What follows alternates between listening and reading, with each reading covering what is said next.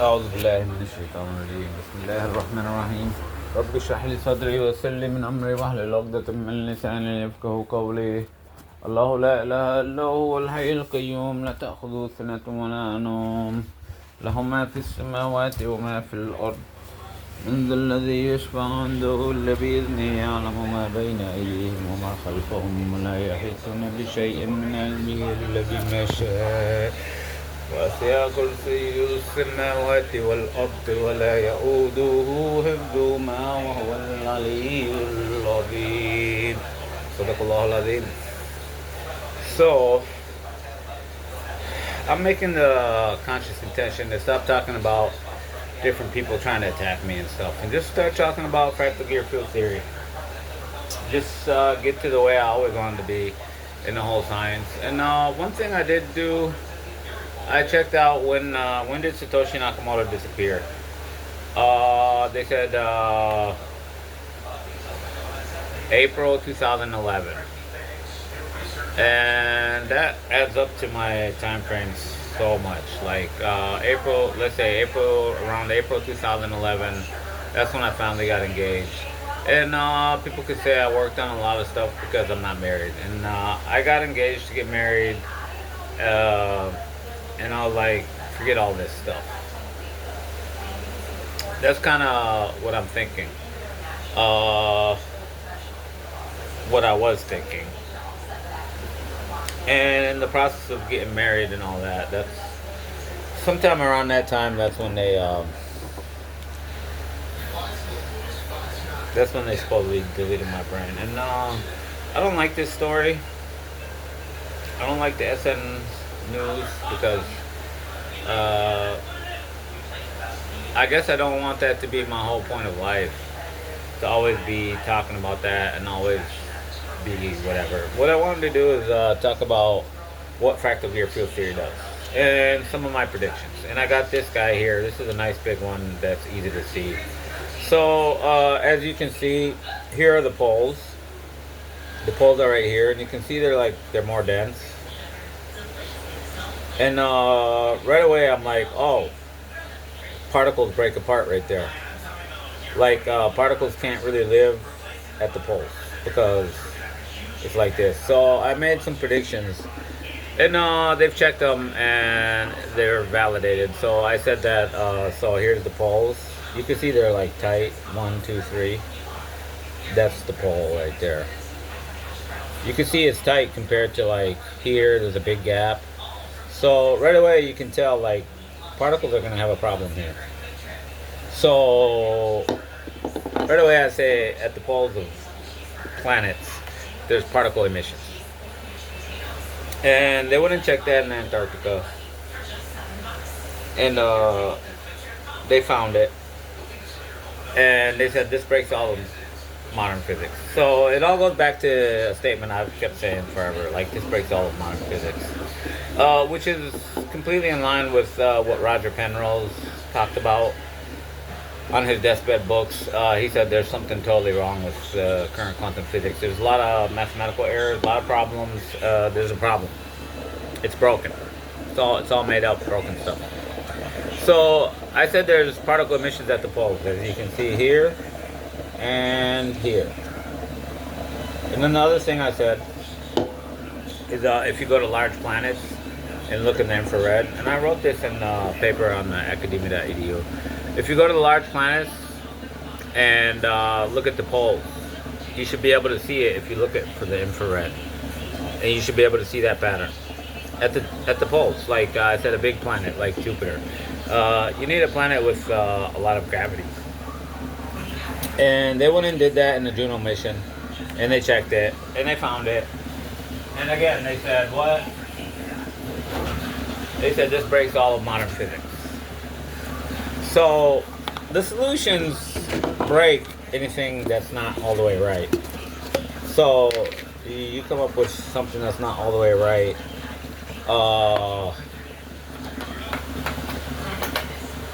And it's easy to break because it's not all the way right. It's easy to break with the right thing. And then what else did I say? What other predictions did I make? Oh, I don't even know. Uh, so basically, I tell people that this explains gravity. It explains gravity, and it's really easy to understand what this is. This is the first ever spherical representation of the Schrodinger equation. So I kept looking for that. I need the spherical coordinates. I want the Schrodinger's equation in spherical coordinates, and it didn't have it, so I had to create it myself. And I made this by hand, kind of intuitively. But when you plot out the once you get to mathematics, you start creating the mathematics. You get all this sine, cosine, sine plus cosine, sine, cosine, sine, cosine. And then you look at it when you really look at it. And I published it. When I looked at it, I was like, that's the Schrodinger's equation in spherical coordinates. And I'm like, oh, nobody did that before. So that's something new I did. I had to do it to kind of make all this work out. So then Planck's constant is easily derived from these factor gears. Like, nobody knows where it comes from. They just know from measurement that it has to be like this, has to be like that. But I've solved it, and I told a bunch of people, and then they always come up with problems because they don't want to do the work. So what did I say? I said Planck's constant comes from the error in the Fibonacci ratio. So if you take 5 divided by 3, you get what? 1.6777, which is close to 1.618, but not really. It's like above it. And then if you go to the next Fibonacci sequence, which is 8 divided into 5, you get something close, but there's always an error. It's never 1.618. I don't even know, to be honest, I don't even know how they got the actual real number, because you can get it to unlimited stuff. And I don't know if they just used big numbers and said, oh, this is what it is, or if there's like some kind of formulation that somebody used. But there's always an error. It's never exactly the Fibonacci ratio. It's always like an error. And as you get larger and larger numbers, the error gets smaller and smaller and smaller. So I did this calculation where I said there's 34 layers from me down to the subatomics. So I'm like, okay, if you start with the Higgs field, then you have the light photon, that's 2 layers. Then you have the quarks, that's the 3rd layer. Then you have the molecule, the atoms, which is the 4th layer. Then the molecule, which is the 5th and 6th and 7th layers. And you can keep adding it up. And I just looked for the error in the Fibonacci ratio that's closest to Planck's constant. And that's, how to explain it, that's like the order of 34. So I did that calculation one time, and I came up with the Planck's constant, and I was like, oh my god, this is it right here. It's in the error of the Fibonacci ratio, because you're using like 3, 5, 8, 13, like that. There's always the error, like 13 divided into 8. What is that? I have to get out my calculator. That's 1 and 5/8. What's 5/8 anyway? So it's always off a little bit, and as you get bigger with the numbers, the error gets smaller and smaller, and it reaches the Planck's constant at 34 ratio. And I think in past videos I said divide that by 2, so it's 17. So there's 17 molecular layers. So you start with the photon. Photon builds all particles, according to practical field theory. Oh, and you had the Higgs. So Higgs to photon is already one layer. So then photon to electron is 2, and then electron to quark is 3. It's like that. It's how many layers? And then they activate together. So those are layers. So atoms make molecules because they create a new layer. So that's kind of how I figured out Planck's constant comes from that. And a lot of people argued with it, and they didn't really want to do the work as I explained it. And I'd have to find the post that I posted about that. So that's how you find out what Planck's constant is. It's just the error. It has to do with the error in the Fibonacci ratio. And you have to go the right number of layers. Because if you have this much error here and this much error here, it's this much error. Because they like multiply. So that's kind of how it goes. The error gets bigger. And I guess error is always small. It's always less than 1. So when you multiply one by the other, it gets even smaller. So if you multiply, what's 0.1 times 0.1? What's that? 0.01? So it's smaller. So that's how you can find the Planck's constant. That's how you derive where it comes from. And if this is anywhere close to a grand unified field theory, it has to tell where Planck's constant comes from. That's what I think. It has to have. It has to show how and why relativity is the way it is, the theory of relativity. And you have to have what's called emergent spacetime. Emergent spacetime means from what I'm giving. So here's the fractal wheel. People who can make this a challenge. Explain emergent spacetime from that.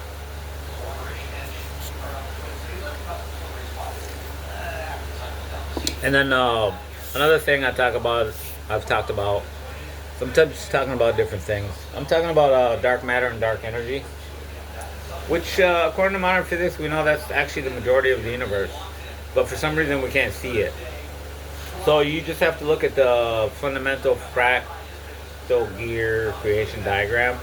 And that's on social media. People can look at it.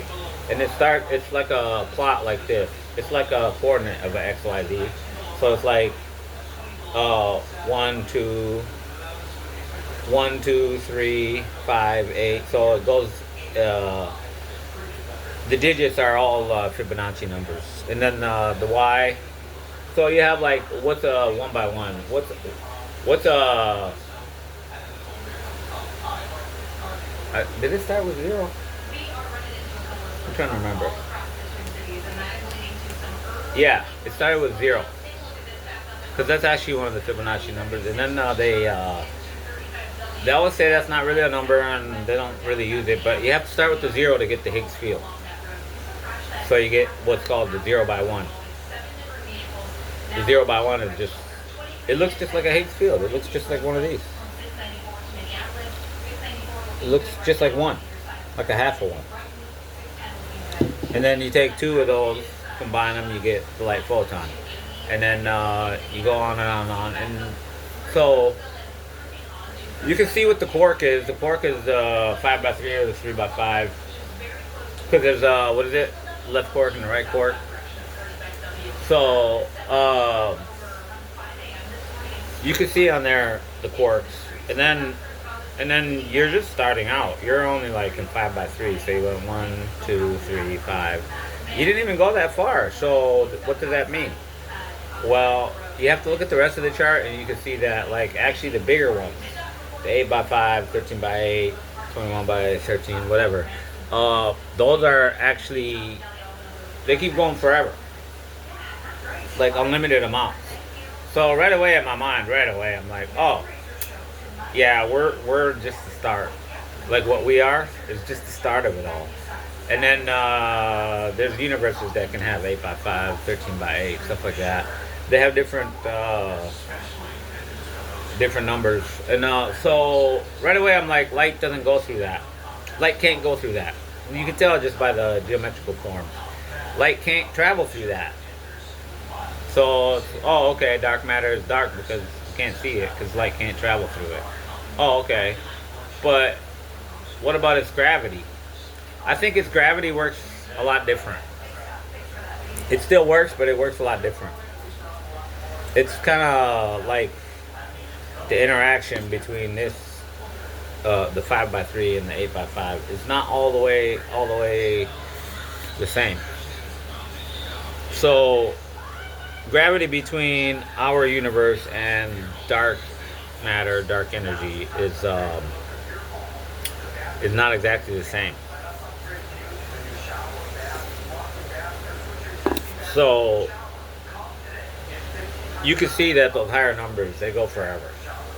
So you can tell right away from that chart. Oh, okay, all that's the majority of stuff. Oh, okay, dark matter is 95% of all matter in the universe.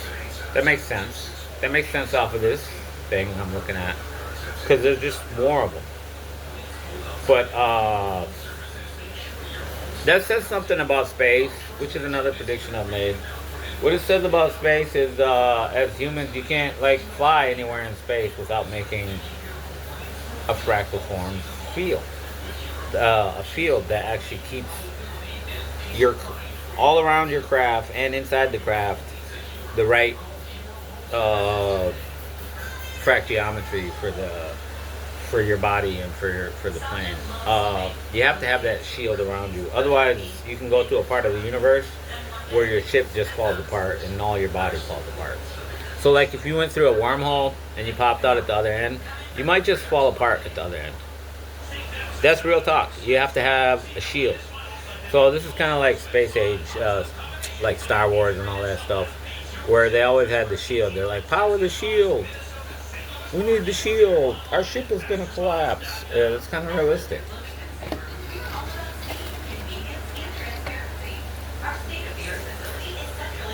So then, for people to know, because people always need some kind of scientist to validate what I'm saying.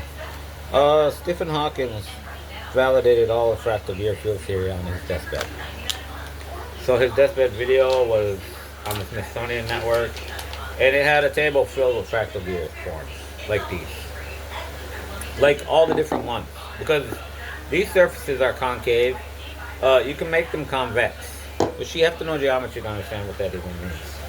But you can make them convex, and the one thing I was really surprised about when I saw that table, I was like, he has all my fractal forms. I have all of those in the computer. Where are they in the computer? I don't know. They might have got stolen. And I kept thinking, did they steal it from me and figure that out? Or did they actually learn what I'm saying and do the math on it and figure it all out? Because you can do that. But it's important that Stephen Hawking is considered the best physicist there ever was. And I consider myself his oldest and best student there ever was. And the reason why that is because I've always been a faithful person. And a lot of top physicists, their prologues, as soon as you open up the book, the prologue is the first few pages or whatever, and they always like talk about God. God is a problem. So yeah, what else is there to talk about?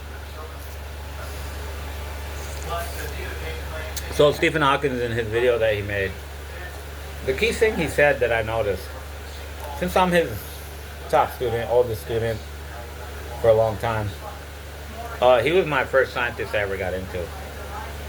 Like when I was 10, 11, 12 years old, back in the year, 1980 something.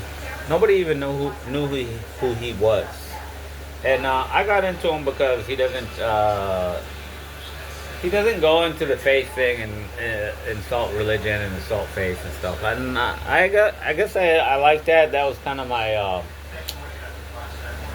my check with him. So that's probably why I liked him a lot. And I read all his stuff. I had all his books, but I've been selling all the books I've ever had. I'm kind of like doing to fractal gear field theory what I did with BTC. Just walking away. I was like, oh, I'm done. There's not much more you can do. You made it like open and free for everyone, and that's it. But the whole SN News thing, I keep studying it because it's messed up to think that people intentionally erase my brain.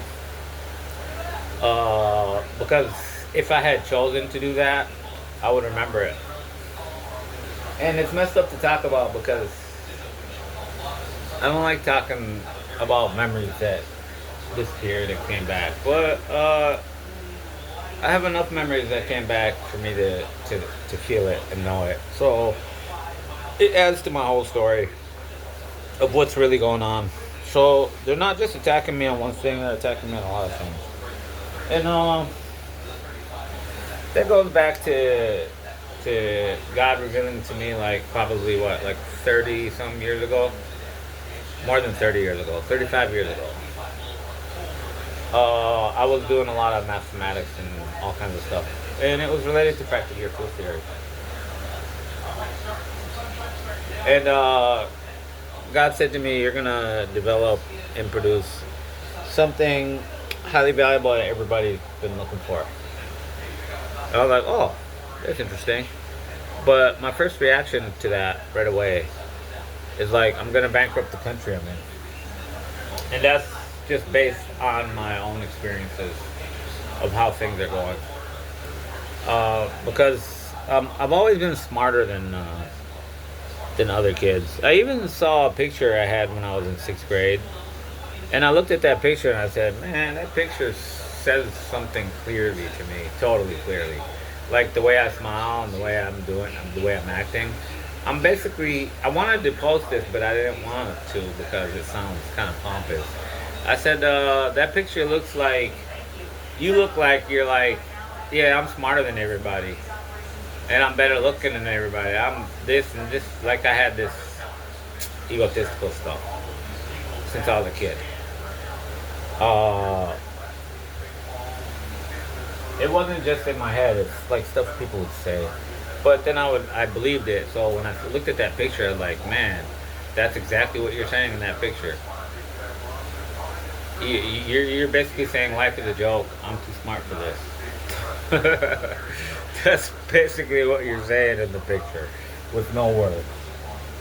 And I was like 12 years old. But all I wrote was, I had a Jerry curl in the 1980s. I thought that was interesting, like, because Jerry curl was the style back in the 80s, from Michael Jackson and stuff.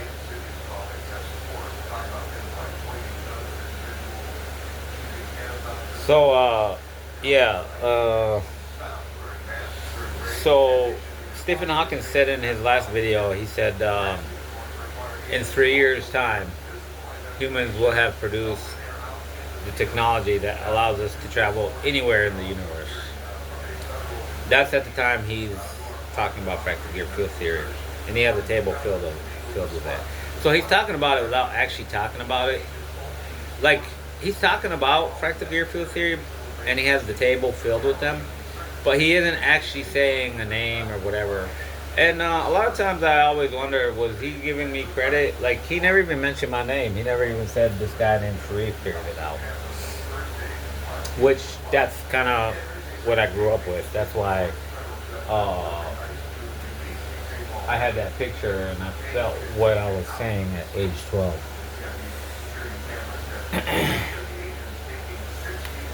So then, that statement he made is totally against everything he's ever said. So I've been his student for 50 years, and he always used to say, people can go read his books, his old books, and you can see that he always used to say, humans will never be able to travel beyond the solar system we're in. We won't even get, like, to Pluto. We'll be lucky to get to Jupiter. That's basically what he said. Like, humans are never going to be able to travel anywhere outside the solar system. So on his deathbed, he said something totally different. He said, we are going to be able to do it in only 3 years' time. And then he had the table full of fractal gears. And my whole thinking was, I always wonder why he didn't say my name. But to me, it's like, it's trying to understand human behavior. Like, he didn't say that he figured it out, even though from that video it looks like you did figure it out. You're the only one talking about it. How come nobody else is talking about it? Well, I am. I'm always talking about it. And why they don't want to, like, tell people what I've done, or why I'm actually Shitoshi, it's like my life looks like impossible. to most people. But that's because it's a lot of impossible circumstances that led to that. So being alone up until age 35, finally getting married when I was 36, that affected my life. And when I saw that, I checked to see when SN disappeared, and they said April 2011. And I was like, yeah, that's perfect timing. That makes perfect sense. That was the time when my life was just because everybody was getting laid off in 2008, 2009. So then the next 2 years, uh, I was just working on my computer doing what I can. I don't even remember what I did for work. I was kind of operating my own business, like fixing cars, doing manufacturing stuff, doing whatever. But yeah, that all makes sense. Because somebody said something like 2008, and I was like, that doesn't make sense. Because I remember what I did in 2008. That's the problem. But like 2010, 11, 12, I can't remember a single thing. And even before that. So like after 2008, I'm laid off from my job. Even the bosses are getting laid off, and there's hardly any work. The economy's like almost crashing, and I'm running around trying to do whatever I can out of all the things I've learned. So what have I learned is applied mathematics, and like I'm at a PhD level in order to solve fractal gear truth theory, and therefore to solve BTC blockchain, you have to have that. And once you have that, it's actually pretty easy. I actually remember this, that it's so easy that like when I first started, I kept like I finished 2 years, then I got in this third year and fourth year, and when I first started, I recognized right away. I said, "Oh, you have a code, he has a code, and you have a password, he has a password." I'm like, "This could be money." Right away, I'm like, "This could be money. This is money. Why isn't it money?" And then later on, I started studying more and figured out, oh, it actually is money. It actually is how money is operating. But to make an encryption system is easy. To encrypt like private keys is actually really easy. But to have a working blockchain that everybody can access, that collaborates with that encryption, that's the hard part. In other words, it's online, and now everybody can hack it and crack it, and everybody can try to do this, try to do that. So it's really easy. You just use an infinite range of numbers, and then they output an infinite range. So it's like an infinite range, therefore nobody can really guess it. And then you make them long enough to make it so modern computers can't decrypt it or can't guess it. So it's actually really easy. The hard part is to make a working blockchain online. And I think when they first started stuff like LimeWire and all those internet sharing sites, I think even then I was thinking this could be money. Like, oh, you want this video? Send me this money. Send me that money. But then how do you send the money in the internet in a way that like the bank doesn't really get involved? Because they can start controlling stuff. Because they want to own this and they want to own this industry and that industry. They can start controlling different things and like ban you from selling this and selling that and doing this, doing that. So that was the whole point of a BTC blockchain. But yeah, it's actually a really easy thing. So, like, I think that achievement to me is like a low achievement. It's not really that big. It's like baby stuff to me. It's not like you don't need like, because when I first thought about it, and I kept thinking, who is Satoshi? Who is Satoshi? And at that time, I kept thinking, I think I'm him. And it was a big delusion for me. It felt like a delusion because I don't have the memories. I don't have any memories of actually working on code, or actually doing this, actually doing that. I don't have the memories, so it's hard for me to even say it. Uh, but that's why I looked up the date. When did he disappear? 2011. I was like, oh yeah, yeah, that makes sense. That's when I was starting to get married, having a chance to get married. And I was like, forget all this mess, because the whole reason why you're doing this mess is because you're single all the time, you're alone all the time. You don't have a wife, a family, or any friends. So what do? You just work all the time. And then around 2011, I just got engaged. And I was thinking, you're gonna get married now, so you can have a normal life, or just a regular life. You don't have to be like some science geek dude working on science all the time. But yeah, I had to check that, and the reason why I check it is because it sucks trying to talk about stuff you don't have any memories of. And I just remember, like, it was, when was it? April 28th, 2011. Satoshi supposedly sent an email to some guy and said, I'm out. I'm not in this anymore. And that sounds like something I would say and I would do. It totally sounds like that, but people have to always wonder about what happened to your crypto. So I wouldn't threw any of that away. People stole it from me. And what I think is, I had it all in encrypted, what do they call that? Encrypted emails? Like anonymous emails. So a bunch of those got hacked with the accusation of crimes and different things. But I think they got hacked and taken. Like they were taken, like I had tormail.com and different things like that. I think they were hacked and taken just to kind of remove all the evidence. Like, I'll never have my Bitcoins again. So that's important for people to know that I don't do anything for wealth. That's it. Bye.